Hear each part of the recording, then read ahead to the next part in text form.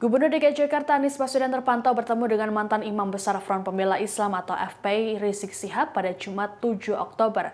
Pertemuan ini terjadi setelah Anies Baswedan berkunjung ke kantor DPP Demokrat menemui Agus Harimurti Yudhoyono atau AHY. Namun saat ditanya agenda yang dibahas soal Pilpres, Anies memilih enggan menjawabnya. Dikutip dari Tribun Jakarta, pertemuan Anies dan Rizik Syihab terjadi pada Jumat malam di kawasan Petamburan. Dalam video dan foto yang beredar, tampak Anies datang dengan mengenakan baju koko warna putih dipadukan peci warna hitam.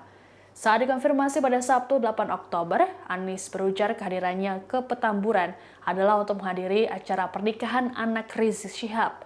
Namun saat ditanya lebih lanjut soal apakah ada pembahasan soal pencapresan dirinya, Anies enggan menjawab. Di hari yang sama, Anies terlebih dahulu bertemu dengan AHY di kantor DPP Demokrat di kawasan Menteng, Jakarta Pusat. Dalam pertemuan itu, Anies disambut oleh ratusan kader Demokrat dengan nyanyian yel-yel. Menurut Anies, sambutan kepadanya menandakan bahwa mereka siap untuk jalan bersama-sama. Seperti diketahui bersama, saat ini Anies sudah dideklarasikan sebagai bakal calon presiden oleh Nasdem. Anies mengatakan dirinya menerima pinangan Nasdem dan siap untuk membangun negeri.